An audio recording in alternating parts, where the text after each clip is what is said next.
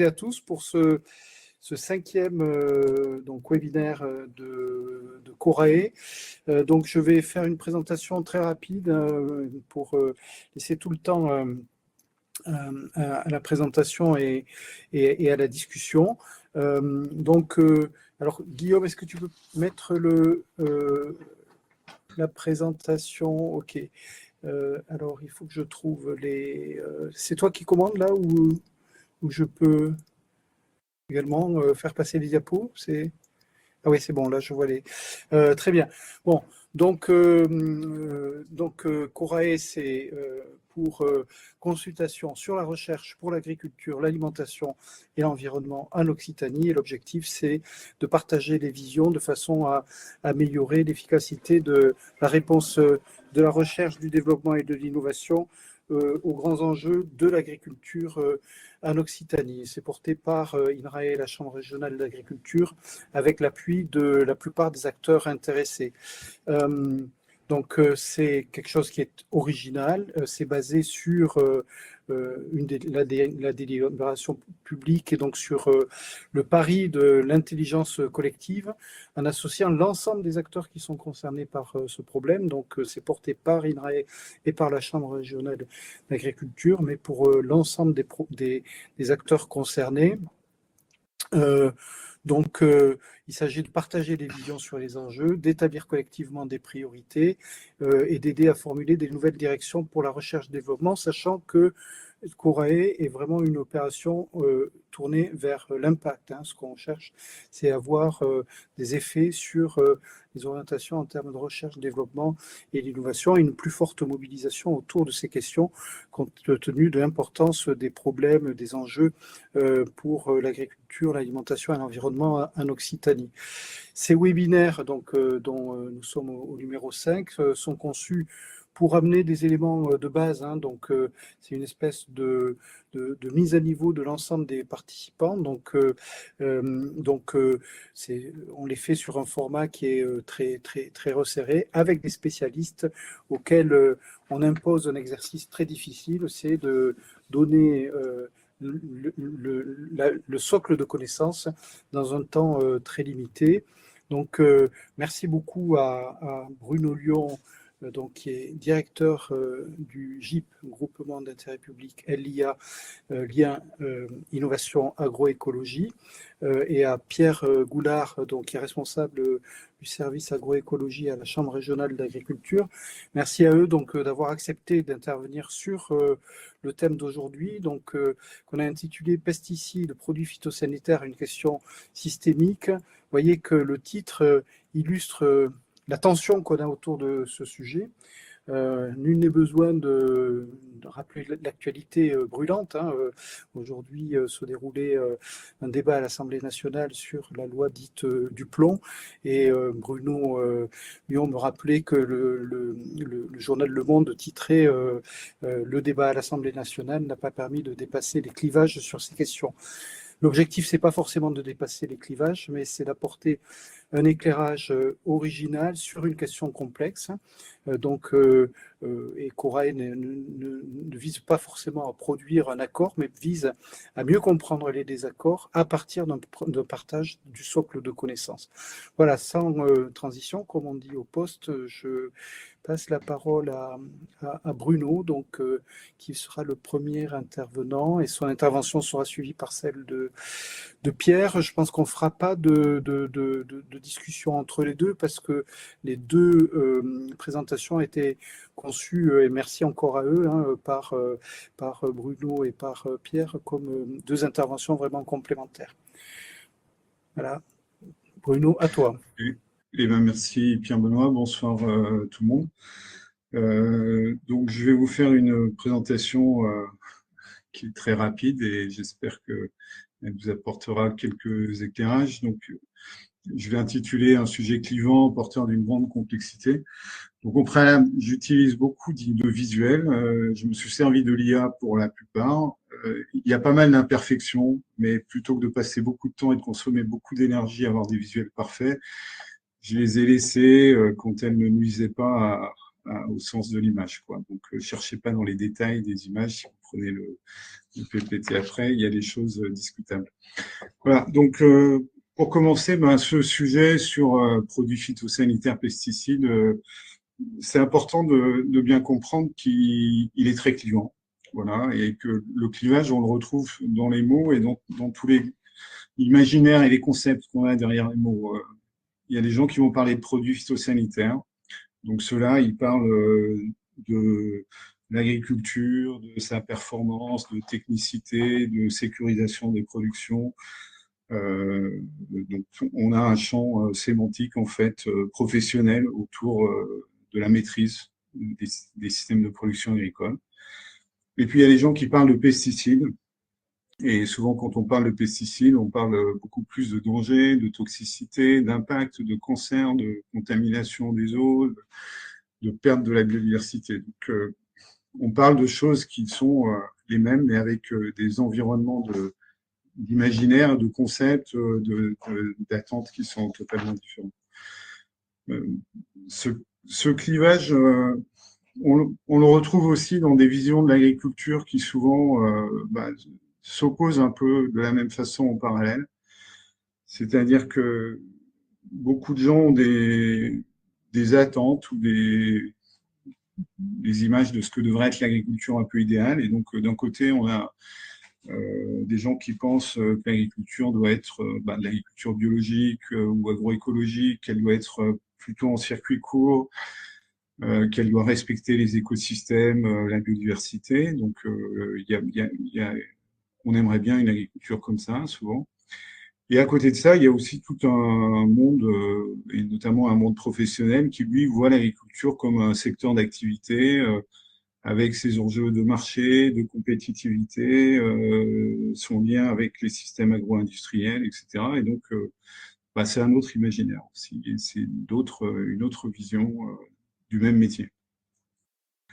Le problème, c'est que justement, toutes ces visions sont assez en opposition, et on a très souvent dans la société des occasions d'avoir des rencontres un peu violentes entre ces mondes. Là, on parle de la loi du plomb. On a beaucoup d'expériences ces derniers temps de manifestations, soit d'agriculteurs, soit d'opposants aux pesticides, qui défendent justement ces visions très très différentes jusque dans la rue, mais aussi par des études, par tout un tas de contestation, d'expertise, et qui parle de vision opposée du monde. Alors, j'aime bien utiliser cette image souvent quand on parle de ces sujets. C'est une illusion d'optique qui est d'ailleurs une illusion cognitive. Elle montre quoi là? Vous avez un damier avec deux cases, là et B, et vous voyez une case noire, une case blanche. Et en fait, si vous faites la petite expérience en bas à droite, ce que vous recouvrez ce damier avec un cache, vous allez voir que les cases sont de la même couleur. C'est assez stupéfiant. Moi, je le vois toujours et j'arrive jamais à m'en remettre. Mais ça dit quoi? Ça dit que, en fonction d'un certain nombre d'éléments de contexte, c'est-à-dire de tout ce qu'on a en arrière-plan cognitif quand on regarde le monde, on voit les choses différemment de ce qu'elles sont. Voilà. Alors, l'objet de cette présentation, c'est dans l'esprit de ce que disait Pierre Benoît, d'essayer de donner quelques éléments, alors je vais essayer de dire neutres, mais c'est toujours difficile d'être neutre sur ce sujet, pour parler de cette question des pesticides ou des produits phytosanitaires. Alors de quoi on parle? On parle de substances chimiques de synthèse, c'est-à-dire qu'elles sont fabriquées par l'homme et de manière artificielle. Et ces substances chimiques, elles ont une vocation, c'est qu'elles vont intervenir, elles ont des propriétés qui agissent sur le vivant et qui vont détruire du vivant. Voilà. Pesticides en anglo-saxon d'ailleurs, et chez nous ça veut dire tueur de maladies d'une certaine manière. Donc en général, on distingue trois grandes familles de pesticides: les herbicides, qui eux vont avoir des propriétés pour détruire des mauvaises herbes, comme on les appelle. Des fongicides qui vont intervenir sur des champignons et des insecticides qui vont, eux, intervenir sur des insectes. Voilà. Donc, on a une gamme de produits qui ont chacun des vocations spécifiques et qui constituent un large spectre d'action sur le vivant dans son ensemble. Les pesticides, c'est finalement une invention assez récente, ça date du XXe siècle, du début du XXe siècle, et c'est des choses qu'on a découvert avec finalement la chimie, qui est née aussi fin 19e au 20e, et de manière très empirique. Et donc, c'est des substances qu'on a synthétisées, puis on a testé des effets, et on s'est aperçu qu'elles avaient des effets sur un certain nombre voilà, de microbes ou d'insectes ou d'éléments végétaux. Et ce qu'il faut bien comprendre, c'est que le début de cette science, donc c'est une science empirique, et c'est un moment où on avait très très peu de connaissances de ce qu'on va appeler maintenant tous les effets collatéraux. Donc là, vous avez une visualisation de ça, c'est du DDT là, et c'est une image d'archive où on montre qu'on faisait des démonstrations d'épandeurs de DDT en pleine ville pour montrer qu'on avait un beau matériel qui faisait de belles applications. Voilà. Donc voilà, le début de cette technique des produits phytosanitaires, c'est à cette époque. Donc c'est quand on invente la chimie. Alors, l'histoire des pesticides et produits phytosanitaires, c'est l'histoire d'un produit qui a accompagné un mouvement très très fort de changement radical de l'agriculture à partir du milieu du XXe, hein, après-guerre, qui est ce qu'on appelle en général le mouvement de modernisation de l'agriculture dans les pays développés, avec des effets très très visibles. Là, vous voyez l'évolution des rendements sur les principales cultures, donc en France et dans le monde. Et on voit tout de suite qu'il se passe des choses, c'est-à-dire qu'on gagne en productivité, on gagne en rendement dans l'agriculture. Alors c'est l'effet à la fois des pesticides, de l'azote, de la modernisation, de la mécanisation, etc. C'est des effets conjugués. Mais il est clair que les pesticides, ça accompagne ça, et c'est un des facteurs de cette évolution, de cette transformation de l'agriculture. Alors ce phénomène de transformation de l'agriculture, il est lui-même concomitant d'un autre phénomène qui est l'urbanisation, et donc un changement des modes de vie très très important aussi après-guerre. Et donc vous avez l'illustration de ça sur le graphe de droite.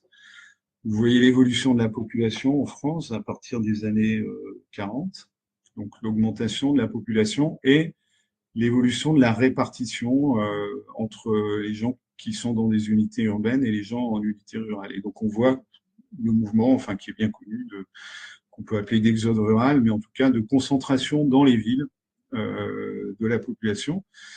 Et donc avec pour conséquence, c'est qu'il a fallu inventer des systèmes pour alimenter les gens.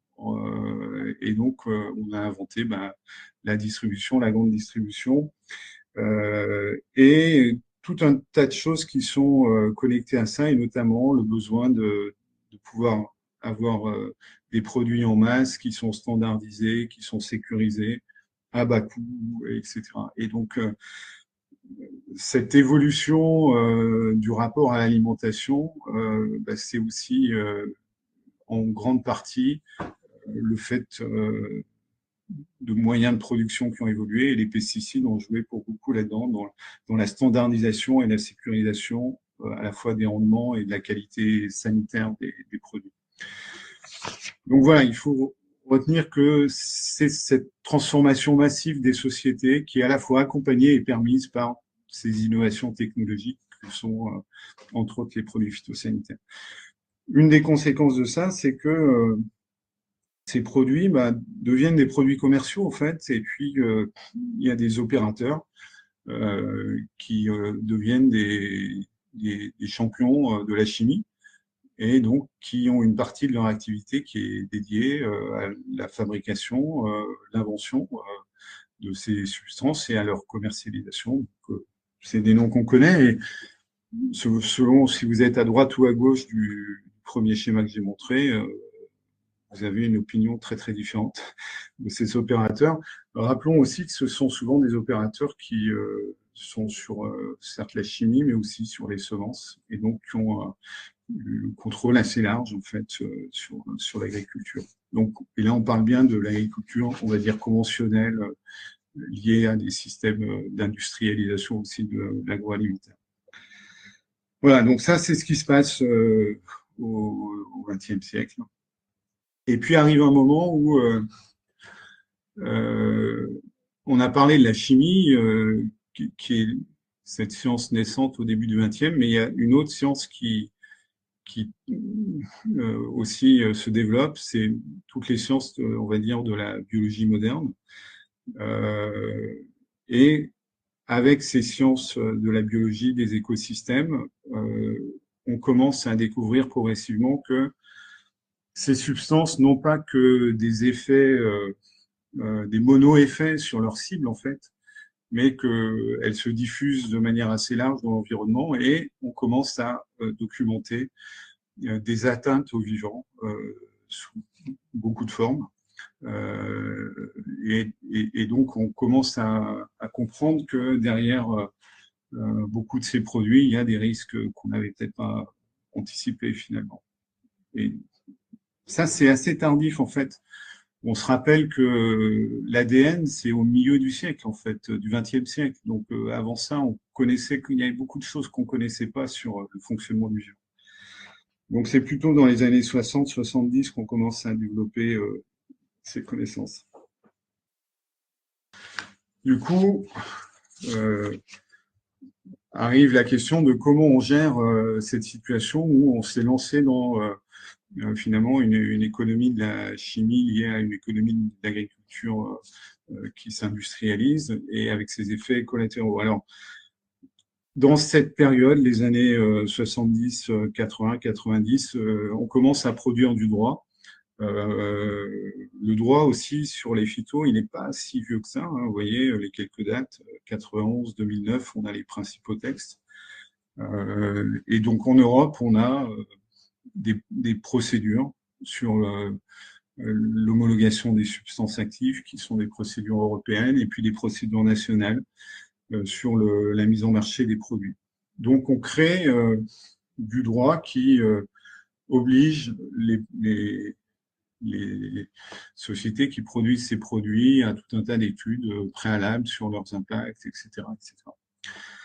Donc ça, voilà, c'est les années 90-2010. Et en appui de ce droit, on crée aussi des normes qui vont permettre de fixer des seuils sanitaires. Alors, on va en trouver dans l'eau, par exemple, dans l'eau potable, des seuils de concentration à pas dépasser en substance. On va en trouver dans l'alimentation, c'est ce qu'on appelle les limites maximales de résidus. Donc, il n'y en a pas tant que ça, c'est-à-dire que l'eau et l'alimentation font l'objet de seuils, mais par exemple, les phytos dans l'air ne font pas l'objet de seuils actuellement parce que c'est trop complexe à établir. Donc, il y a des domaines sur lesquels on arrive à fixer des limites pour s'assurer qu'on maîtrise une partie des risques. Et puis, on met en place aussi ce qu'on appelle de la phytopharmacovigilance, c'est-à-dire que il y a des substances qui sont homologuées, qui sont mises sur le marché, mais en même temps, les scientifiques font sans arrêt des études pour essayer de voir s'il y a des effets. Et quand on constate des effets qui n'étaient pas connus, on peut revenir au contact des institutions type ANSES ou EFSA pour demander à ce qu'on revoie les analyses de risque. Voilà, donc c'est un système un peu d'aller-retour comme ça entre des décisions normatives et puis des évaluations in itinérale, on va dire. Mais en fait, tout ce cadre-là, aujourd'hui, on s'aperçoit qu'il est perturbé et on voit bien on n'est pas dans une situation complètement satisfaisante sur cette gestion. Pourquoi? Pour trois raisons. D'abord, on voit émerger des effets nouveaux. Il y a la science documente beaucoup de choses sur l'impact des produits sur les écosystèmes, sur la santé. Donc, il y a des effets subnormatifs, comme on les appelle, de perturbateurs endocriniens, effets cocktail, les effets sur la biodiversité. Donc, il y a des choses qui visiblement arrivent et que le système normatif n'empêche pas et qui sont des problèmes connectés au phyto, même si tout ça est très complexe et multifactoriel, etc. Mais en tout cas, la science documente des problèmes nouveaux constamment. Il reste En que même 4-5 temps, on voit bien minutes. que, oui, oui, on voit bien que ces normes, elles posent aussi tout un tas de problèmes de commerce international, vous en avez entendu parler, c'est-à-dire que ça fait l'objet aussi de stratégies de protectionnisme ou de concurrence déloyale. Quand dans un pays quelque chose est autorisé, c'est pas autorisé ailleurs et pourtant on importe, etc. Donc il y a un problème aussi autour du système normatif parce qu'il n'est pas compatible avec le système commercial. Et puis dernier point, on a tout un tas aussi de problèmes nouveaux qui apparaissent autour des maladies, des parasites, avec la mondialisation des échanges. Il y a des bestioles et des trucs qui circulent tout autour de la planète. Le changement climatique qui modifie aussi les conditions de ces maladies. Et puis, il y a des résistances aussi qui apparaissent au fur et à mesure qu'on utilise les produits. Voilà, donc ces trois facteurs font qu'en fait, on sent bien qu'aujourd'hui, il y a des difficultés et des problèmes mal gérés sur ces questions de pesticides et il faut arriver à changer la donne. Alors, où est-ce qu'on peut essayer comment on peut s'y prendre? Euh, je reviens sur notre système présenté au départ. Dans ces modèles agricoles, aujourd'hui, l'agriculture biologique, c'est à peu près 20% d'Occitanie et 80% de notre agriculture, c'est plutôt de l'agriculture conventionnelle. Alors pour certains, l'idée c'est de dire il faut juste inverser ça, c'est-à-dire qu'il faut faire 80% d'agriculture biologique et puis 20% ou moins de conventionnel. Donc ça c'est présenté comme une solution, pourquoi pas. Honnêtement, moi je connais pas le chemin de changement qui permet de faire ça. C'est-à-dire que ce saut de cette situation à celle-là, il est très très complexe et j'en vois pas moi aujourd'hui la, la praticité en fait. Donc, ce qui me semble plus possible à court terme en tout cas, et c'est un peu là-dessus peut-être qu'il faut travailler, c'est de se dire, OK, il y a un système conventionnel, agro-industriel, il existe, il est majoritaire, mais il n'est pas figé non plus. Et on peut imaginer qu'il puisse progresser et produire une qualité nouvelle et différente dans son rapport à ses produits et à leurs impacts. Donc, l'idée peut-être, la piste, c'est de se dire, mais comment on s'intéresse à cette agriculture conventionnelle, non pas pour dire elle doit disparaître, être remplacée par une agriculture totalement bio, mais peut-être déjà pour la faire évoluer. Et moi, ça me paraît une des pistes intéressantes dans le cadre des travaux de Corée, parce que on voit que dans le monde de l'agriculture conventionnelle, c'est un monde qui est très complexe, qui aboutit quelque part jusqu'au consommateur, au marché, qui passe par toutes les chaînes industrielles de transformation, etc. Et que donc là-dedans, l'agriculteur, dans ses parcelles, il a pas beaucoup de marge de manœuvre et il faut aller chercher des changements systémiques. Et ça, les changements systémiques, c'est complexe, mais c'est intéressant. Et du coup, il y a beaucoup de choses qui sont documentées sur les verrous sociotechniques là-dedans. Et donc, c'est pour moi un sujet de recherche et d'action vachement intéressant que de voir comment on peut faire bouger ces systèmes. Et du coup, voilà, j'arrive à la fin. Au fond, il y a deux positions possibles si on veut aller chercher du changement sur les phytos. Il y en a une, c'est plutôt le rapport de force, hein, c'est de dire on est pour, on est contre, et puis il faut blinder chaque position. On est dans une logique très politique, presque idéologique, d'un côté ou de l'autre. Il faut arriver à un monde pour ou sans phyto. Voilà, ça c'est une possibilité de faire. Moi, je crois plutôt à un monde où on essaie d'aborder les choses plus dans la compréhension, la nuance, en utilisant l'éclairage scientifique et en cherchant à construire des actions systémiques de création de valeur, parce que je pense que c'est possible. Une agriculture, même conventionnelle, qui crée plus de valeur écologique dans son activité. Voilà, et ça, c'est peut-être une des pistes que je recommanderais à la Corée. Et il est 19, ça fait 19 minutes 56 secondes que je parle. Je m'arrête. Merci bien à tous de votre attention. Un grand merci Bruno. Donc on va enchaîner avec Pierre. tu pourras prendre connaissance, Bruno, des questions qui ont été déposées. Donc, je rappelle effectivement que vous pouvez déposer les questions. Merci beaucoup pour ces éléments de connaissance de base, de diagnostic et également sur ces pistes de réflexion qui sont extrêmement importantes pour Corae. Donc, je vois que le diaporama de Pierre est en place. Donc, à toi pour 20 minutes et à moins 5 minutes, vous voyez que j'interviens, je remets ma caméra et puis j'envoie un petit signal sonore. Merci. Bonsoir à toutes et à tous et merci de nous suivre une heure avancée. Donc, de façon complémentaire à la présentation de Bruno, je vous propose d'avoir un éclairage un petit peu occitan sur ce sujet de l'utilisation des produits phytopharmaceutiques en agriculture et notamment de souligner un petit peu l'évolution des pratiques agricoles ces 10-15 dernières années. Et donc, j'aborderai un petit peu ce sujet de l'évolution des pratiques agricoles sous deux angles. Le premier, sous des démarches en lien avec certaines politiques publiques, et notamment la politique publique éco-phyto, qui est la politique publique française sur ce sujet, puis aussi des démarches de filière, de valorisation de ces évolutions de pratiques, puisque, on le verra, il y a quand même un enjeu économique autour à la fois de la prise de risque liée à ces évolutions de pratiques et parfois à des moindres potentiels de production. Je terminerai un petit peu avec des résultats en termes d'évolution des achats de produits phytosanitaires en Occitanie et puis, comme Bruno, quelques enjeux pour la Corée.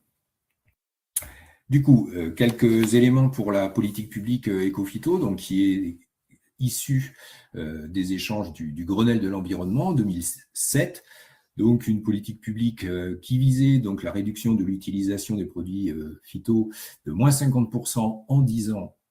Heureusement, il y avait une petite virgule si possible, a été bâtie en 2008 et donc s'intitulait Éco-Phyto 2018.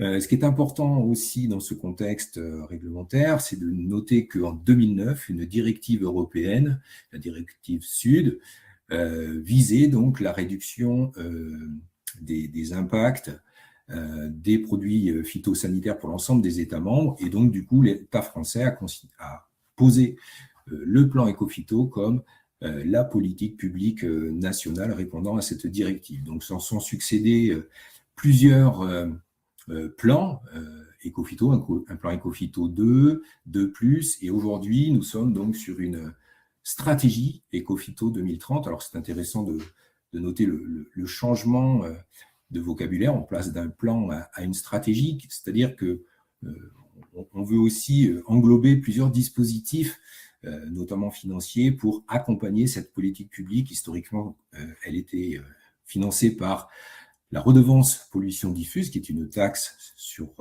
que collectent les agences de l'eau, taxe donc sur la vente des produits phytosanitaires par les distributeurs. Et donc, avec cette stratégie Éco-Phyto 2030, l'État français a souhaité adosser des financements supplémentaires, notamment issus de la planification écologique, pour renforcer l'action.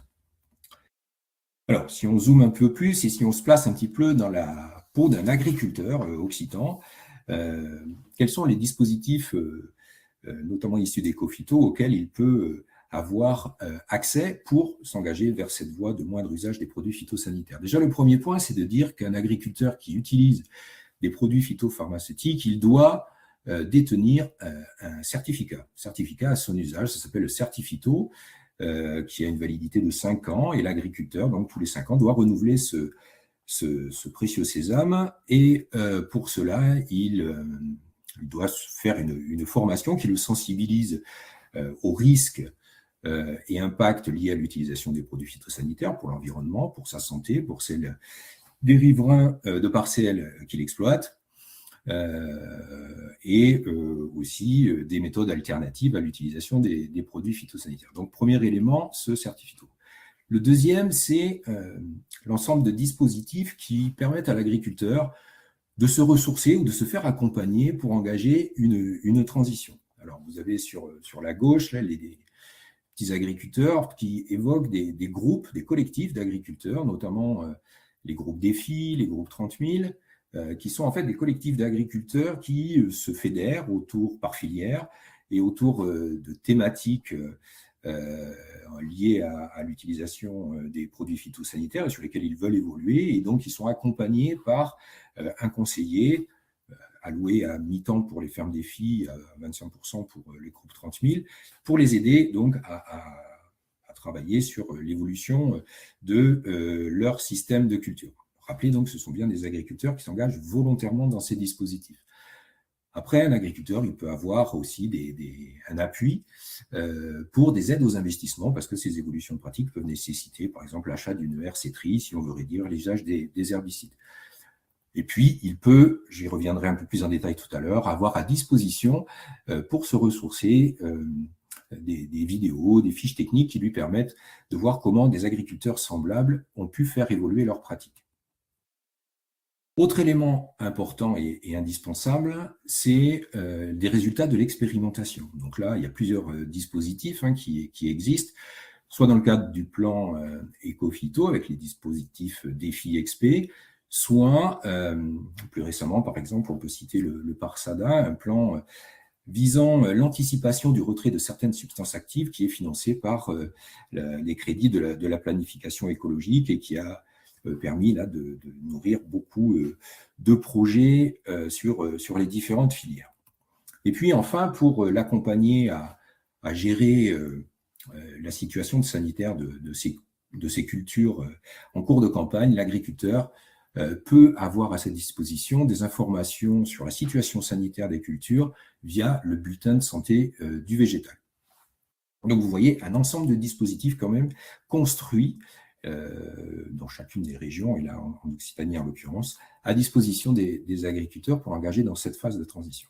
Et donc, en termes de résultats, une typicité, une spécificité de la région Occitanie, c'est déjà de considérer que plus de 4000 agriculteurs, donc grosso modo un agriculteur sur 10 pratiquement, est engagé via sa participation, sa contribution dans un collectif agroécologique, donc dans la transition. Donc, bien sûr, il y a les deux premiers dispositifs dont j'ai déjà parlé, les groupes défis, groupe 30 000, qui sont des dispositifs spécifiques à Éco-Phyto, mais on peut citer aussi les groupements d'intérêts économiques et environnementaux qui avaient été instaurés suite à la loi d'avenir de 2014 et qui, de la même manière, permettent à des collectifs d'agriculteurs de s'engager sur cette voie de la transition agroécologique. Alors, au-delà de se féliciter d'être la première région en termes de nombre d'agriculteurs engagés, quels sont les résultats au regard de la réduction de l'usage des produits phyto? Donc, je vais vous donner quelques résultats issus des réseaux défis, qui sont les réseaux les plus emblématiques de ce point de vue-là, et surtout qui disposent d'un dispositif de capitalisation et d'analyse de leurs résultats. Donc, voilà les quelques résultats pour la filière arboriculture, mais d'abord peut-être quelques définitions. Quand on veut caractériser l'utilisation des produits phytosanitaires sur une exploitation agricole, on utilise un indicateur, l'IFT, l'indicateur de fréquence de traitement, dont vous avez la formule à l'écran, et qui, pour chaque application de produits phytosanitaires, fait le rapport entre la dose utilisée par l'agriculteur et la dose homologuée. Bruno a parlé de ce sujet de l'homologation dans sa présentation, que l'on multiplie par la surface traitée sur la surface de la parcelle. Donc, deux leviers pour réduire cet indicateur, soit on réduit la dose, soit on réduit la surface traitée. Autre élément de définition, c'est une catégorie de produits que l'on appelle des biocontrôles. Donc, je vous donne la définition par le code rural. Ce sont des agents et des produits qui utilisent des mécanismes naturels dans le cadre de la lutte intégrée contre les ennemis des cultures. Il y a donc 4 catégories de produits de biocontrôle, donc ce qu'on appelle les macro-organismes. Pour vous donner un exemple, on peut citer les trichogrammes, ce sont des petits hyménoptères que l'on utilise pour lutter contre les larves de pyrale de maïs. Donc on apporte ces insectes au champ pour parasiter donc les larves de maïs et éviter du coup ainsi d'utiliser un insecticide, des micro-organismes tels que des bactéries, des médiateurs chimiques, ce sont donc par exemple des phéromones pour lutter contre certaines chenilles foreuses de fruits comme le Carpocaps en produit en pomme, Et puis des substances dites naturelles qui peuvent être aussi classées en biocontrôle. Donc si on revient donc à ces définitions posées, aux résultats pour la filière Arbo, vous voyez qu'on a réduit en moyenne sur une dizaine d'années, entre 2011, l'année d'entrée des agriculteurs dans ce dispositif défi, et 2018-2019, l'année où a été fait ce bilan, on est à une réduction d'un tiers de l'IFT global, et vous avez la déclinaison de la réduction d'IFT par catégorie de produits phytosanitaires, moins 50% sur les herbicides, moins 35% sur les fongicides et moins 30% sur les insecticides. Bon, vous avez ici quelques leviers qui ont été mobilisés, par exemple le désherbage mécanique qui évite l'utilisation des herbicides, le paillage ou la couverture des rangs de même façon, l'utilisation d'actions de prophylaxie, c'est-à-dire pour éviter que les bioagresseurs arrivent, l'utilisation de produits de biocontrôle ou d'outils d'aide à la décision. Si on regarde pour une autre filière, en l'occurrence la viticulture, puisque viticulture et arboriculture sont quand même les deux filières les plus consommatrices de produits phytopharmaceutiques sur la région Occitanie. Donc vous voyez que sur ce panel de réseaux de fermes défis, nous sommes à un quart en moyenne de réduction de l'IFT total sur l'exploitation, avec là encore une progression plus importante sur le volet herbicide, puisque comme ce sont des cultures en rang, on peut réduire la surface traitée ou passer carrément du désherbage mécanique. Et en viticulture, ce qui est à noter, c'est la moindre baisse des insecticides, notamment liée à des luttes obligatoires sur certains ravageurs, comme la flavescence dorée. Alors, je passe rapidement. Donc là, voilà, je vous ai présenté dans un premier temps ces dispositifs qui permettent aux agriculteurs de faire évoluer leurs pratiques. Et puis, pour moi, il y a une autre catégorie de démarches, plutôt des démarches de filière, qui concourent à la valorisation économique de ces démarches bas niveau d'intrants et qui donc ont un impact aussi sur l'évolution de l'usage des produits phytosanitaires, au premier rang desquels, évidemment, il faut citer l'agriculture biologique, qui n'utilise pas de produits phytopharmaceutiques de synthèse. Il y a des produits homologués, comme le cuivre, le soufre, en plantes pérennes notamment, en agriculture biologique. Spécificité Occitanie, vous le savez peut-être, donc c'est que nous sommes première région bio de France, que ce soit en termes de part de la SAU française ou de part de fermes engagées dans l'agriculture biologique au regard du nombre de fermes totales en Occitanie. Bon. Point de vigilance par rapport à ces démarches-là, ou à cette démarche agriculture biologique. On l'a vu il y a 2-3 ans, avec une production plus importante que ce que le marché pouvait absorber, et du coup, une moindre valorisation ou un moindre différentiel de valorisation de ces productions qui a pu conduire certains agriculteurs à avoir certaines difficultés économiques. Deuxième exemple de levier et de démarche filière, c'est la certification haute valeur environnementale. Donc là aussi, spécificité Occitanie, 25% des exploitations agricoles certifiées HVE au niveau français se situent en Occitanie, ce qui nous fait donc là aussi la première région sur ce label.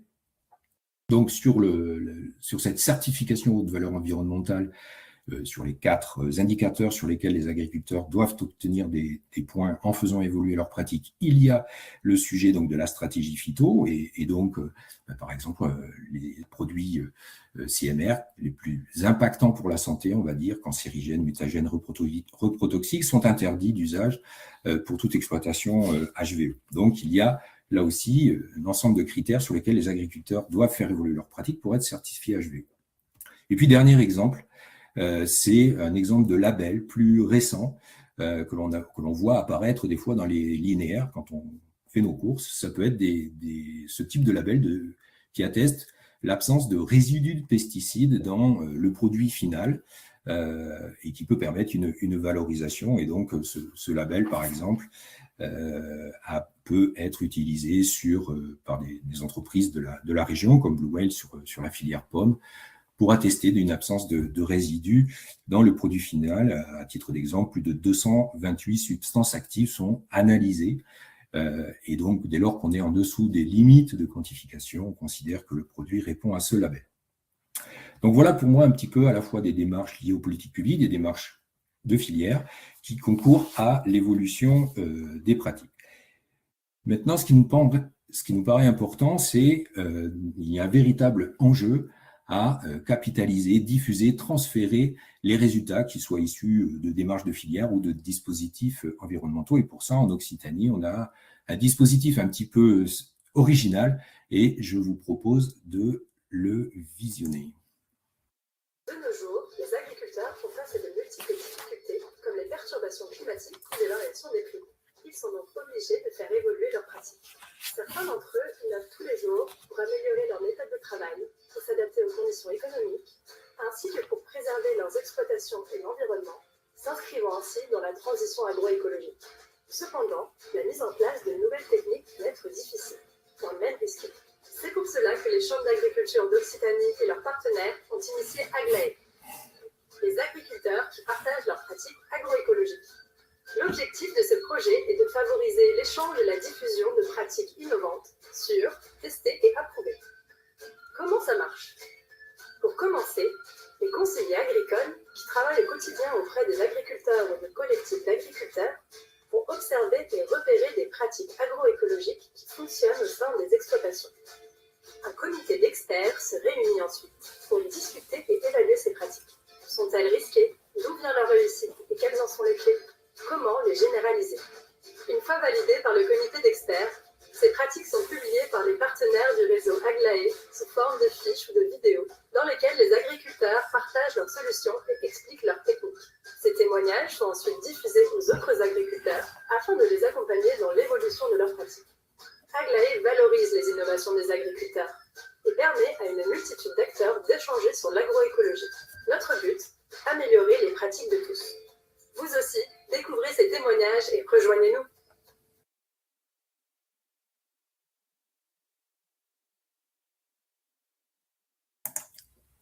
De nos jours... Ouais. Alors, du coup, voilà, ce qui me semblait important, c'était de vous témoigner un petit peu de ce dispositif qui est déjà multipartenarial. Vous voyez qu'il embarque à la fois des acteurs de la recherche, des acteurs du développement agricole et qui permet, voilà, on pense que au plus on est associé dans la capitalisation de ces pratiques, au plus on peut les diffuser dans nos différents réseaux et embarquer le plus d'agriculteurs possible sur ces voies. Du coup, pour avancer... Oui, parfait. Pour avancer sur la présentation, quelques résultats du coup en termes d'évolution des achats de produits phytosanitaires, parce qu'on n'a pas de données sur l'usage réel, mais on peut quand même analyser à une échelle géographique comme la région Occitanie, l'évolution des achats de produits phytosanitaires via une banque nationale de données qui est celle des ventes déclarées par les distributeurs. Alors, du coup, en termes de résultats, alors, il y en a beaucoup, notamment issus d'une note produite par la DRAF Occitanie qui, chaque année, analyse l'actualisation annuelle de cette banque. Le graphe que je vous propose là, c'est, parce que ça me semble singulier à exposer en Occitanie, c'est l'évolution des achats de deux segments de produits, que sont les segments agricoles, qui sont donc les produits plutôt de synthèse, et puis donc les fameux biocontrôles que j'ai définis précédemment et dont on veut plutôt voir l'usage augmenter. Et c'est ce qui se passe, vous le voyez, depuis les années 2014. Le segment agricole a baissé de façon continue, pour passer de 5 000 tonnes à 3 500, et puis le segment biocontrôle a fortement augmenté, et pour arriver sur la dernière année étudiée, où c'est la répartition 60-40, 60% pour le segment biocontrôle, 40% pour le segment agricole, et cette répartition-là est spécifique à l'Occitanie, puisque au niveau français, c'est l'exact inverse. La note ou le travail que l'on peut réaliser dans le cadre de ce groupe qu'anime la DRAF peut permettre aussi de montrer l'évolution de certaines matières actives. Je vais prendre le focus là sur le glyphosate, qui est quand même un produit assez emblématique et sur lequel beaucoup de choses sont dites et pour lesquelles il y a eu des actions spécifiques. Et on peut montrer que sur la région Occitanie, on a une baisse de moins 40%, moins 43% très exactement, sur la période citée par la note, donc en une dizaine d'années, entre 2014 et 2024. Bon, faute de temps, je vais passer pour me focaliser un petit peu sur les enjeux. Hop. Voilà, quelques enjeux que j'identifie et qui pourraient nourrir les réflexions dans Corae. Le premier, c'est qu'on voit bien que des agriculteurs se sont fédérés, mobilisés de façon volontaire la plupart du temps dans des dispositifs tels qu'Ecofito pour faire évoluer leurs pratiques. On arrive aujourd'hui à un certain un peu plafond de verre. Et la question, puisque je vous ai dit, ce sont des agriculteurs volontaires pour s'engager dans ces démarches, c'est comment peut-on accompagner la prise de risque économique de l'agriculteur et des acteurs des filières? Et ça, c'est un point essentiel pour faire évoluer les pratiques. Et la difficulté aussi pour répondre à ce sujet, c'est qu'il faut aussi le recadrer dans le contexte actuel de l'agriculture occitane qui traverse une crise économique majeure, notamment pour les filières telles que la viticulture et les grandes cultures. Le deuxième élément, type d'enjeu, c'est comment accélérer le transfert de résultats, de pratiques éprouvées. Et ça à deux niveaux, quelque part, les questions déjà des éléments de recherche. On peut avoir certains travaux de recherche qui pourraient conduire à dire, bah oui, on a des alternatives à certains produits phytosanitaires, pour autant, ils ne sont pas forcément disponibles auprès des agriculteurs. Et le deuxième, c'est, on l'a vu, on a quand même un certain nombre de pratiques éprouvées, comment on peut massifier vers d'autres agriculteurs ces techniques éprouvées. Et là, ça questionne la mobilisation du réseau de conseil. Et puis, dernier enjeu, qui est plutôt, là aussi très occitan, lié à l'évolution du climat, c'est comment on prend en compte la gestion de bioagresseurs émergents en Occitanie en lien avec l'évolution du climat. Je vous en ai cité un par filière, Xylella fastidiosa en arboriculture qui a un impact fort sur les oliviers, la pyrale du Daphné en viticulture, la punaise diabolique en soja. Voilà, je vous remercie de votre attention. Un grand merci Pierre et merci pour tous ces éléments qui permettent de bien comprendre la mise en place de politiques de réduction effectivement des phytos, donc avec un point marqueur qui est le Grenelle de l'environnement, les différentes dimensions, les efforts qui sont faits, la situation assez singulière en Occitanie, mais également il y a une convergence forte avec le topo de Bruno, les facteurs de verrouillage. Et je trouve que les enjeux qui sont dans la dernière diapo de la présentation sont vraiment importants pour les réflexions de Corae. Donc, on a pas mal de questions donc, qui sont dans le chat. Donc, je vais donner la parole à Sylvie qui va peut-être sans faire la porte-parole, sachant que Bruno a eu le temps de répondre à pas mal de questions. Donc, je ne sais pas comment tu vas gérer ça, Sylvie, mais je te donne la parole. Oui, donc pas mal de réactions et de questions. Donc, je vais commencer par les questions auxquelles Bruno, me semble-t-il, n'a pas répondu. Il y avait une question, Pierre, pour toi, où tu parlais de réduction des IFT. On voyait bien au travers des différentes courbes qu'il y avait une forte réduction. Et la question était quelles conséquences et quelle évolution des rendements et des revenus agriculteurs? Est-ce qu'il y a une corrélation entre la baisse de ces IFT et l'évolution des rendements des revenus? Alors, ce qu'on observe dans les réseaux défis, qui sont surtout les réseaux pour lesquels on a le plus de recul, c'est que ces réseaux déjà avaient pour ambition de certes faire évoluer à la baisse leur utilisation de produits phytopharmaceutiques, mais de conserver une certaine performance économique de leurs ateliers.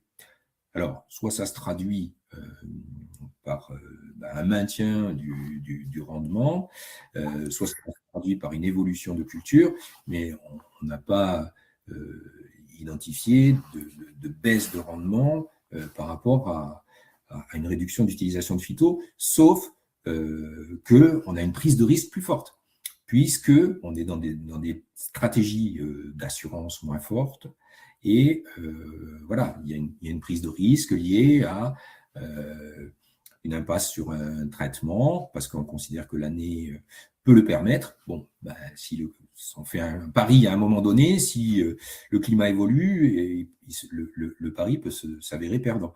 Bon, donc on ne peut pas identifier de réelle baisse. Par contre, il y a une prise de risque supérieure.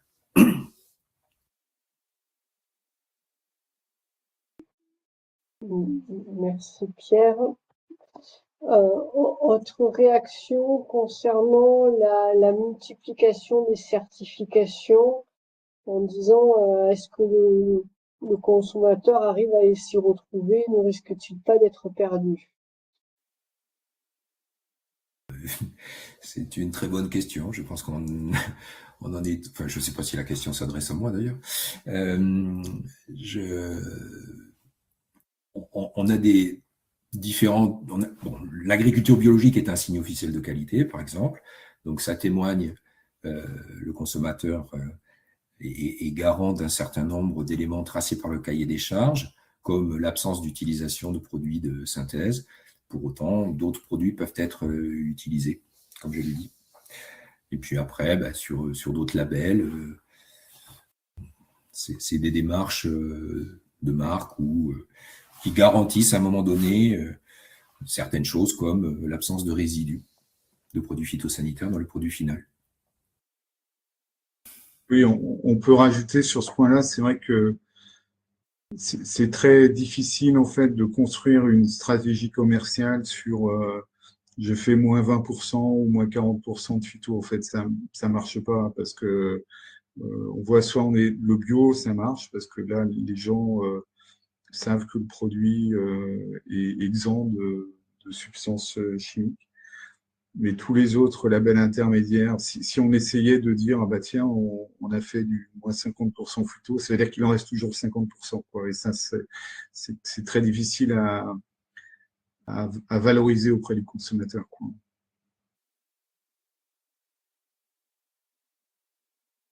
Merci Bruno. Il y a une question sur les variétés résistantes, mais alors je ne sais pas sur quelle espèce et porte la question d'Emmanuel. Si vous pouvez préciser peut-être Emmanuel votre question.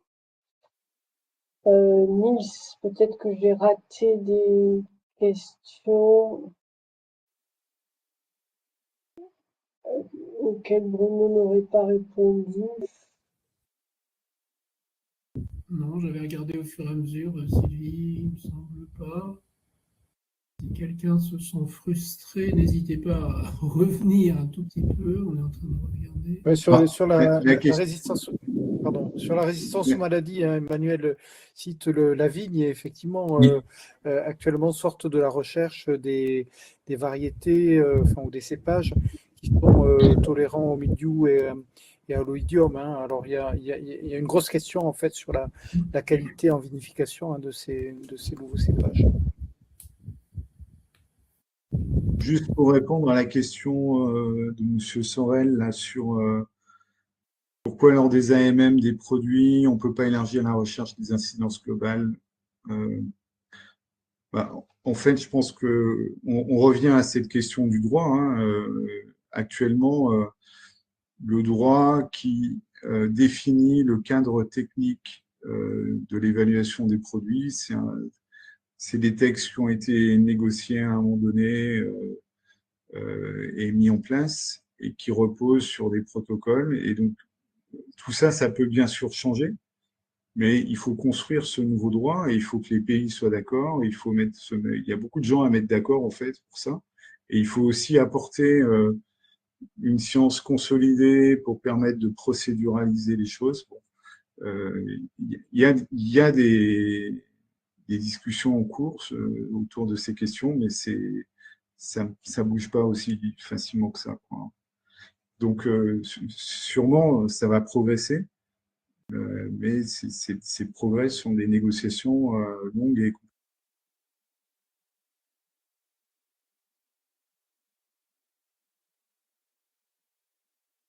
Oui, peut-être revenir sur les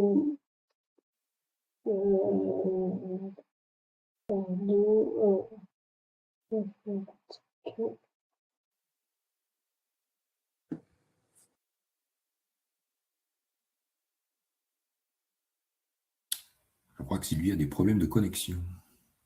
Sur peut-être la dernière question, hein, je lis, hein, existe-t-il une étude spécifique sur le rôle des biocides, sur les fonctionnalités des sols et donc la ressource anneau et en qualité et en quantité? Alors, Bruno, tu pourrais nous parler de ce qui se passe dans le Gers. Vous avez le JPLIA, une action extrêmement importante.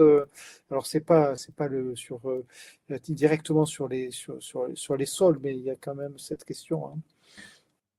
Oui, alors, la question, là, elle porte sur les fonctionnalités des sols. Et donc, il y a de la recherche scientifique là-dessus. Après, ce qui est très difficile, c'est de trouver des espèces de causalité directe. Ça, c'est des choses qu'on a encore du mal à construire.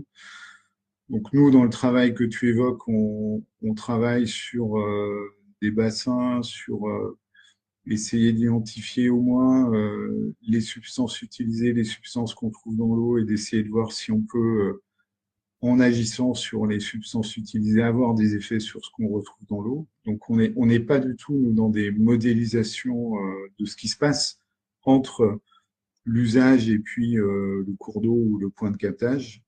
On est juste à essayer de dire si on arrive à réduire des doses ou à changer des itinéraires techniques, est-ce qu'on voit des effets, quoi. Mais la question des fonctionnalités, c'est les questions complexes. La recherche produit des choses sur les études INRAE sur l'impact biodiversité. Bon, elles établissent des impacts des pesticides sur la baisse de biodiversité.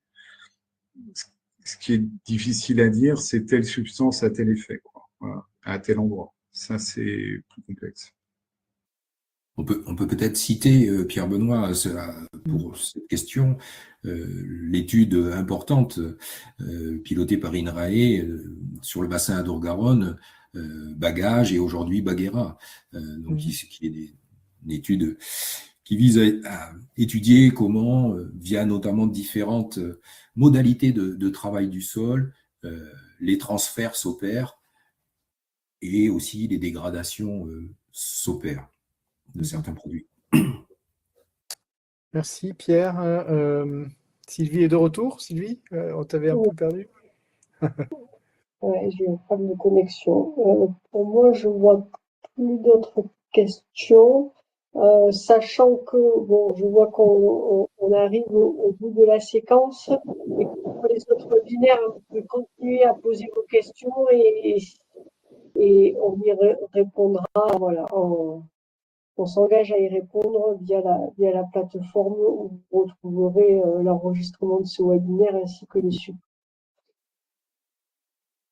Il y a peut-être une main qui se lève. Je ne sais pas si on peut aussi. Il reste 3 minutes si on a le temps de prendre la question. Mais la main s'est baissée. Donc voilà, Sylvie a tout dit sur la suite. Sachant que, juste un élément sur Corae. Donc, vous savez qu'au Corae, en fait, on a des délibérations qui sont menées par les panels et les collèges. Hein. Je l'ai rappelé très rapidement. Et les premières réunions ont lieu demain et après-demain, en parallèle à Montpellier et à Toulouse, demain pour les collèges et samedi pour les panels. Et quant au webinaire, donc le prochain rendez-vous est le 19. Alors voilà, donc vous allez sur le site web pour trouver le prochain rendez-vous parce qu'on est en train de le recaler. Donc du coup, ce sera probablement pas la semaine prochaine, mais ce sera un peu plus tard.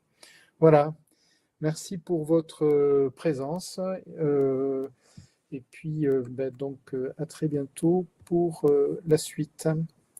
Bonne soirée, au revoir. Bonsoir.